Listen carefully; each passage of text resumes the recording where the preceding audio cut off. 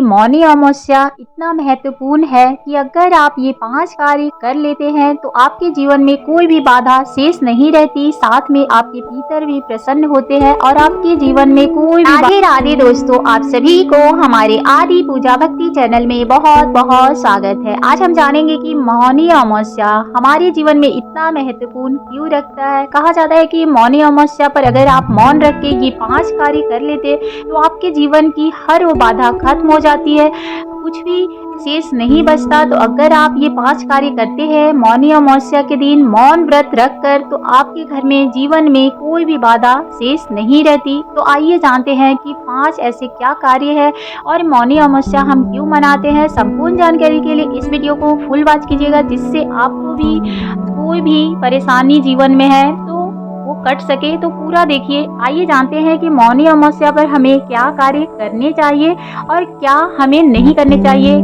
मौनी अमावस्या मनाते कब है? साल में मौनी अमावस्या एक बार ही आती है और कहा जाता है कि ये सबसे अमावस्या में बड़ी मानी जाती है। तो आप पितर के लिए भी अगर पूजा अर्चना कर रहे हैं तो आप जरूर कर ले, क्योंकि पंचांग के अनुसार हर साल माघ महीने के कृष्ण पक्ष की अमावस्या के दिन मौनी अमावस्या का व्रत हम करते हैं और मनाते हैं। इस दिन दान और पुण्य का बहुत अधिक महत्व है, तो जीवन में कोई बाधा शेष नहीं रहती अगर आप इस दिन दान पुण्य कर लेते हैं। अब करना कैसे है ये जान लीजिए।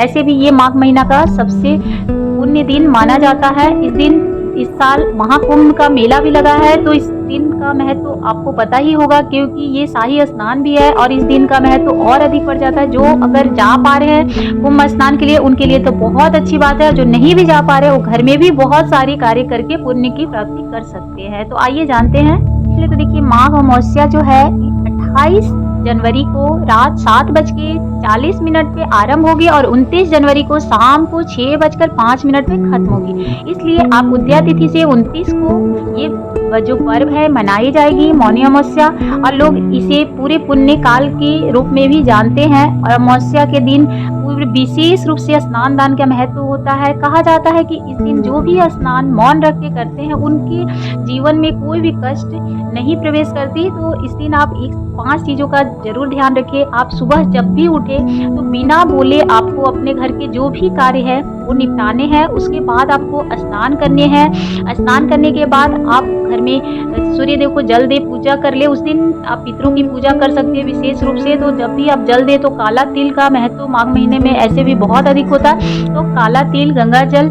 उसमें जरूर डाल दे। उसके बाद ही आप सूर्य देव को अर्घ दे। लाल फूल भी जरूर रखिएगा।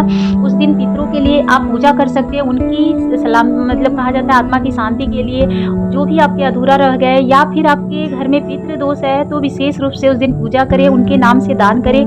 और देखिए, तीसरा ये चीज का ध्यान रखिएगा कि गर्म कपड़ों का दान अगर आप करते हैं मौन रख के दान करनी है। एक शब्द भी अपने मुंह से नहीं बोलना है उस दिन, कोशिश कीजिएगा।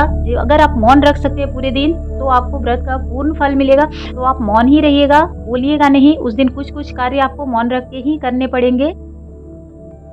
ऐसे भी हमारे सनातन धर्म में भी मौनी अमावस्या का पर्व विशेष महत्व बताया जाता है और अमावस्या तिथि को जगत के पालनहार भगवान विष्णु को पितरों को समर्पित है, क्योंकि भगवान विष्णु की पूजा विशेष रूप से होती है। और धार्मिक मान्यता भी यही है कि इस दिन अगर आप दान पितरों के मोक्ष के लिए अगर कर रहे हैं तो उनकी जो भी परेशानी अगर वो भटक रहे हैं, चाहे फिर उनकी आत्मा के शांति नहीं मिली है, तो वो पूरी तरह से मिल जाती है। तो इस बात का ध्यान रखिएगा। उनके नाम से पूजा अर्चना जरूर करें उनकी मोक्ष के लिए, या उनकी जो भी मतलब कभी अधूरी रह गई है कोई भी उनका जो दान पुण्य का उनके मन में हो, तो इससे भी उनको छुटकारा मिल जाती है। इसलिए आप पवित्र नदी में ही स्नान करके इसका मतलब जो भी पूजा पाठ है पितरों के लिए कर सकते हैं। इस बात का ध्यान रखिएगा। इससे व्यक्ति के कोई भी पाप जो भी मने जीवन में छोटी मोटी पाप तो होते रहती है, उससे भी छुटकारा मिल जाता है। और मौन वाणी से ही आपको करना है। ऐसे भी आपको जानते हैं मौन वाणी अगर आप रखते हैं तो शुद्धता का तो हमें प्रतीत होता ही है, साथ में आपको ज्ञान की भी प्राप्ति होती है। तो इस बात का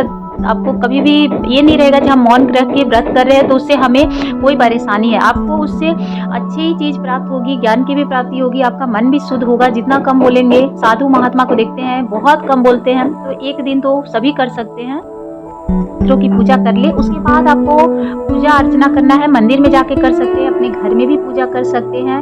और गरीब को आप उस दिन ज़रूर विशेष रूप से दान पुण्य करें, वस्त्र का भी दान कर सकते हैं, गर्म कपड़े ज़रूर किसी को दे, अन्न का भी दान करना शुभ माना जाता है, क्योंकि अन्न का अगर आप दान करते हैं तो आपके घर में कभी भी भंडार खाली नहीं रहते हैं और पितृ दोष से तो छुटकारा मिल ही जाती है अगर आप पितरों की पसंद की सामग्री भी दान करते हैं तो इस 5 कार्य आपको अवश्य करने चाहिए उस दिन, पूरे मन और भाव से करने चाहिए। शाम को आप दीपक का प्रज्वलित जरूर करिएगा, अपने दरवाजे पे पितरों के नाम के भी जरूर कर ले, क्योंकि दीपदान का भी महत्व है। आप अपने दरवाजे पे तुलसी माता के पास जरूर दीपदान करें उस दिन पूरे दिन। और पुआ पकवान अपने घर में जरूर बनानी चाहिए, क्योंकि उसकी खुशबू से पितर प्रसन्न होते हैं और उनको शांति मिलती है। तो इस बात का भी आप ध्यान रखिएगा। मौनी अगर अमावस्या है, इसका मतलब पूरे दिन आपको मौन व्रत में जितना हो सके कार्य अपने घर के कर सके तो बहुत अच्छी बात है। जो नहीं कर सकते पूरे दिन का मौन, कम से कम दान पुण्य जब तक कर रहे हैं, स्नान दान कर रहे हैं, उतना वक्त तो आप बिल्कुल भी ना बोले, तो आपको इसका पूर्ण फल प्राप्त हो सकता है। तो अगर आपको हमारी जानकारी